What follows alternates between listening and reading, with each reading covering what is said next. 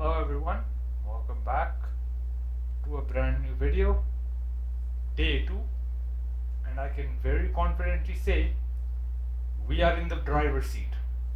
I'm not saying we're running away with it, but we're actually doing a pretty decent job right now. 1 second, my mic isn't. There you go, I hope my voice is a lot more clear now. We did it, guys!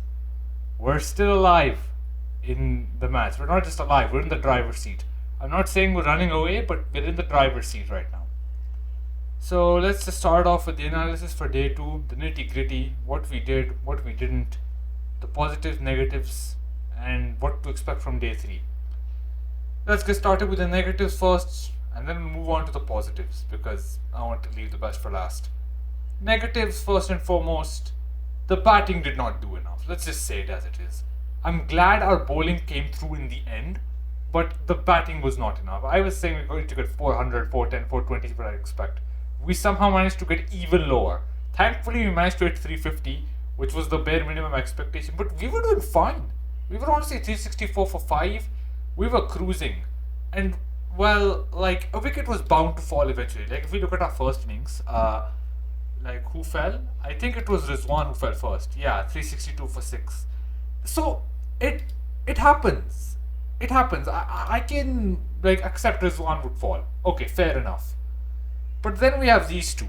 And as much as their bowling performance has to be analysed today their batting performance also has to analyse. What are these statistics? With all due respect, what are these statistics, man? 0 runs. It's not just the 0 runs. 2 balls. 1 ball. 0 runs. You faced 2 to 1 balls and you got out. That's the level. Like, what are we doing? Like, I mean, even like, I feel like a domestic cricket player who's a bowler will still like bat 1 ball, bat 2 balls. Like, that's like bare minimum. They're just showing up and getting out. Like, I feel like having them in the team, we need to accept they can't bat. They shouldn't have come out this early for me. They should be the last line now. Because it's clear, even people like Shaheen Afridi are a more competent batsman than these guys. Seriously. Shaheen Afridi is more competent. He's proven it in T20 that he can whack and hit the ball. These guys cannot whack and hit the ball. They've proven it enough times now for me. Like, what? Like, 0 ball? Like, maybe they might have hit it in like some old series. But this batting innings, to get out on, like, this is my problem. Like, Saad Shakil is like shocking. I did not expect that from him. To get a first ball is ridiculous. These two are a little more acceptable, but it's still embarrassing, man. First to second ball, you're getting out. Like, at least play 10 balls, 5 balls. And like, if you get out, okay, you were trying to play, like, it's been 5 balls, you were trying to do something, fair enough. Like, the first to second ball, you're just like getting out. Like, honestly, it's hard to blame them too much, but I do blame them. Like, what are you doing, man? Fair enough though, like, they're bowlers. I really shouldn't expect even this, but like, I was just hoping they could play like a ball or two more than what they did. Like, to get out on ball number 1 and ball number 2.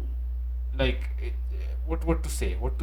Shaheen Afridi coming with a late cameo. Hassan Ali at least faced 3 balls, so I can already say he's done a better job than the both of them combined when it comes to batting. Not bowling though. When it comes to bowling, he was probably the weak link in my honest opinion, but he did fine for whatever I expected from him. I didn't expect much, so he did fine for whatever his bowling efforts were. It's just been track anyway.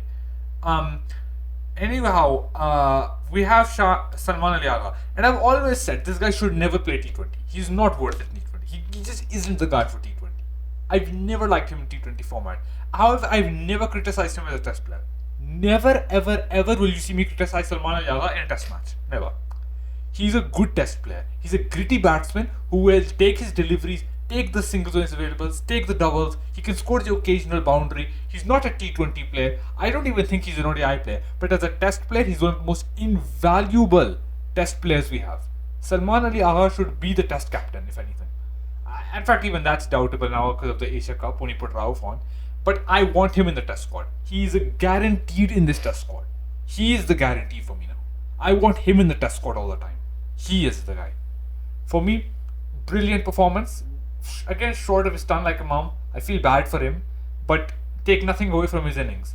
A resolute test innings that he held them together. At the time when the team was crumbling, now when we lost 3 wickets in that over because of Noman and Sajid being unable to play a single ball. Like, yeah, this guy single-handedly carried us to 378. No one else, not Shaheen, not he did it. Because he was the only batsman on that pitch.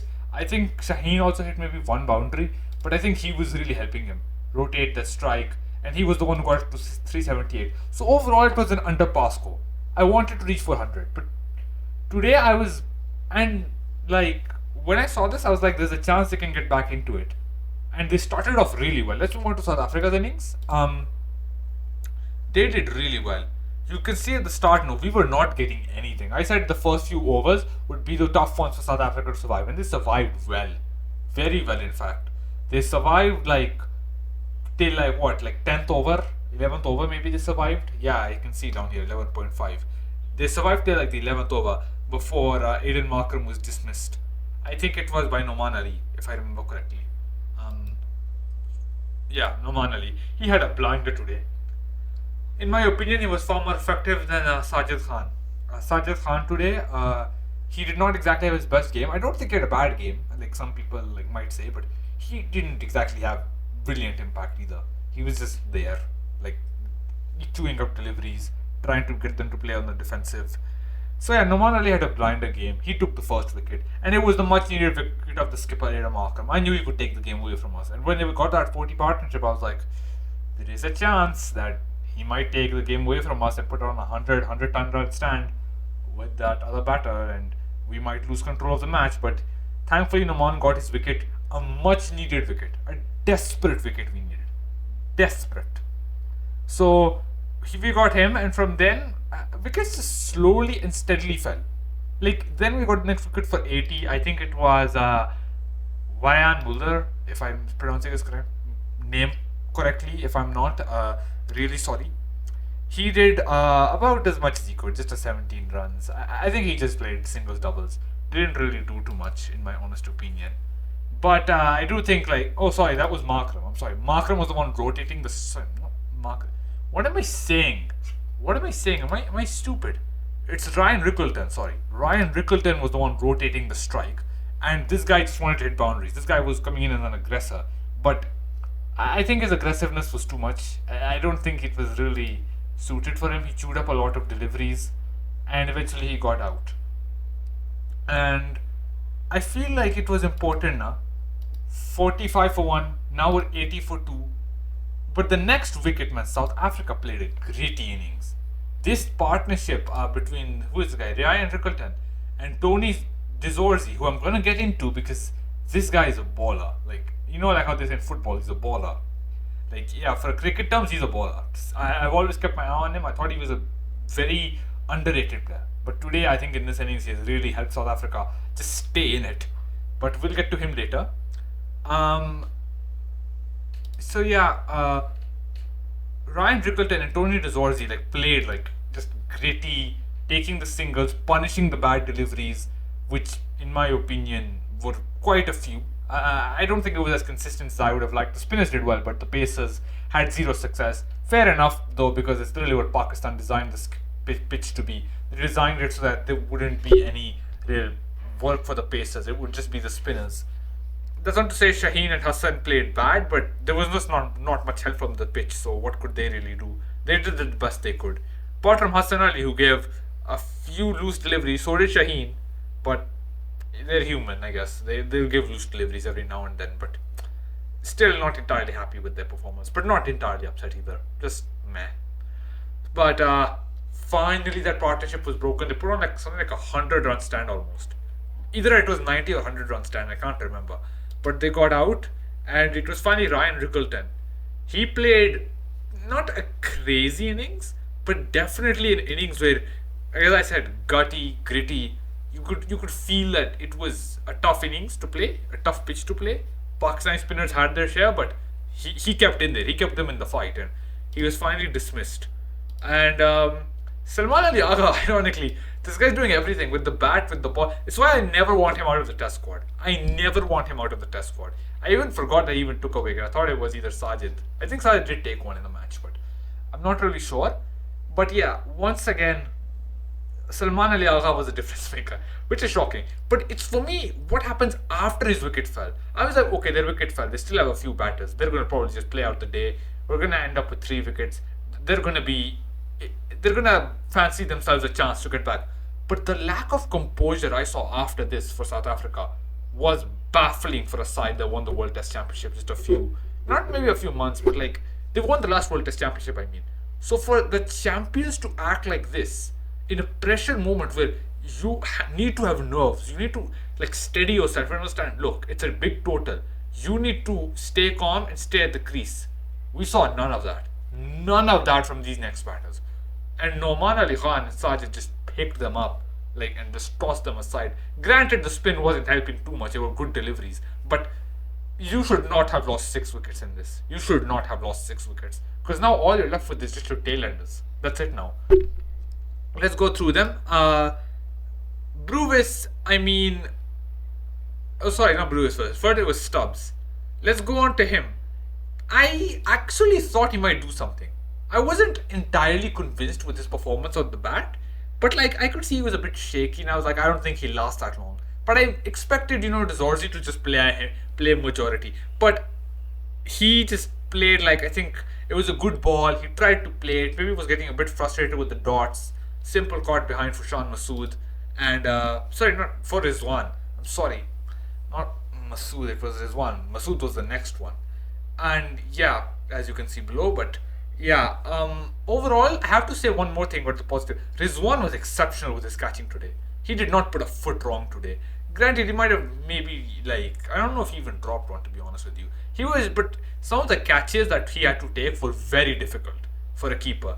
But he took them extremely well. And it's why I continue saying, in my opinion, he has to be playing in the ODIs. And even T20s for me. I think dropping him from T20 was a bit unfair. Very unfair. But, I can understand him dropping for T20, but ODIs and Tests he should not be dropped from. And as a wicket keeper, for me, he's a very class wicket keeper, and he's proven that again today.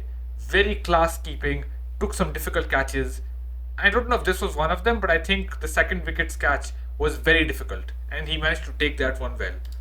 Was it the second wicket? Yeah. Yeah, I think second one was a difficult catch. So fair enough. Now we move on to David Brevis, who, he pulled getting out on a golden duck for me in a test is never a good thing. Golden duck. Come on, man. Golden duck. Play at least 3 balls before you get out, but golden duck. But credit to Noman again. He was the one who once again got the important wicket, got the importance of the situation, and once again, man, he's the guy who's delivering for Pakistan. Him and Sajid Khan. They both are delivering. And in this case, it was not Noman, it was Sajid. What am I doing? I think Noman took the next one, which was, for me, very important one to take. But Sajid takes this one. Fair enough. In my opinion, he needed that wicket just to get something in this match. Because in my opinion, he bowled well. But he didn't get as many wickets as he should have. Maybe because the batsmen were playing very cautiously, and it's South Africa. It's a gritty side. It's a side that will take the singles, doubles, that will try to keep the scoring rate up like that. They'll punish any bad delivery. So I feel like he was a bit hard done by, but fair enough. And then we have our last guy, who was so important for me to get out. Kyle Verreynne. I'm not sure if I'm pronouncing his name. He looked very shaky. He did not look good at all. But I was like, if you let him stay on the crease now, and until day 2, something bad can happen. Something bad can happen with this guy. Because him and Dezorzi, maybe Dezorzi can play the aggressive shots and he can just stick in there and take the signals and give Dezorzi the strike. I was worried about him. So it was a relief for me when Noman took his wicket. A big relief. Because he looked shaky. I was like, if we're ever going to get him out, it's in this game. Not this game, this day itself. And they did it. So fair enough to Noman. In my opinion, I think he has a 4-wicket haul, if I remember correctly. Yeah, he has a 4-wicket haul.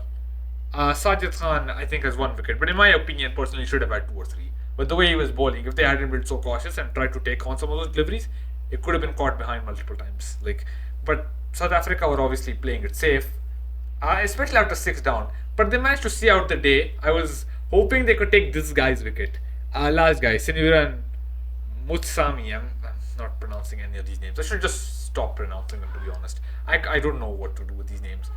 So yeah, that's about it. And they end the day 216 for 6 with a couple of good shots from Dizorzi, who manages to be unbeaten on 81 and is still probably the main threat for South Africa. If they are gonna get within like total, they're gonna get like within this total. It's because of him, single-handedly with him, along with who was it? Kyle? Yeah, sorry, not Kyle. Ryan. Yeah, with Ryan, him are the only reasons they're probably gonna get close to this total. So what's up for day 3 for Pakistan? What's the plan? I'm gonna say this as bluntly as I can. We've honed our edge. We clearly have the advantage. Those last few collapses from South Africa were clearly not benefiting them. Clearly have nothing to help them. Nothing at all. But it's not over.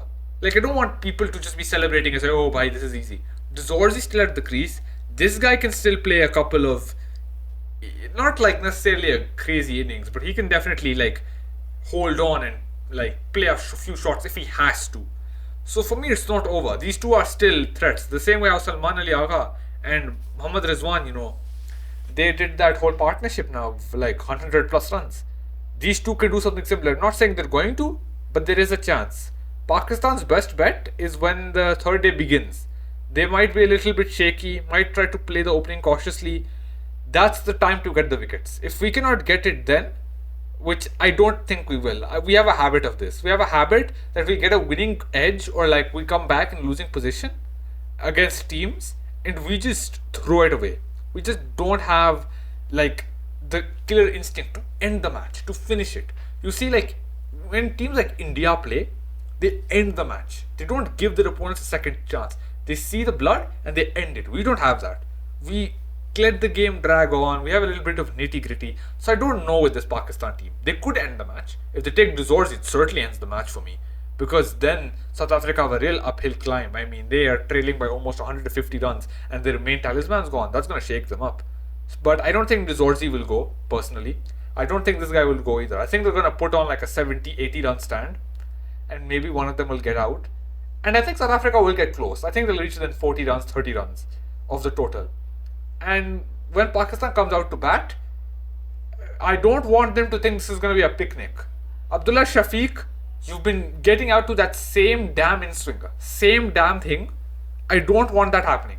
Do not get out to a bloody in-swinger. I swear to God. Like, I'll accept him getting like caught behind. Like, because, okay, it's new. But if it's that damn in-swinger again, Wallahi lazim, I will not spare him. Like, I don't want it to be that in-swinger again. Seriously. But yeah, for me, the opening partnership for me has to be good. We have to keep our nerve. We have to hold on till like the end. And for me personally, I wouldn't want to be more than 3 down by the end of the day. If we get South Africa down like before the second session. If we get them out before the second session, I don't want more than 3 down. That's like my expectation. For me, they'll get within 50 to 30 runs of the score. If there's anything above that, then we have a pretty comfortable lead. For me, if we get like 70-80 runs, or essentially 80 for 0. For me, I'm still not comfortable. I still think they can get back into this. It's kind of been Pakistan's whole thing, letting oppositions back. So I'm not comfortable, but I hope this team can prove me wrong. But I'm not exactly optimistic. I'm just saying it as it is, where we might do it or we might just collapse. I don't really know. So day 3 is a crucial one. Definitely tune in to watch that if you're into test cricket. If not, then you can just get a quick summary of the reviews from me, I suppose. But yeah, overall, shaping up to be an interesting clash. We're definitely in the driver's seat, but we're not running away with it yet. Pakistan need to prove they have the killer instinct. Can they like kill South Africa, or will they just choke under the pressure? We'll find out, I guess. So stay tuned. I'll hopefully release for day 3 and take care.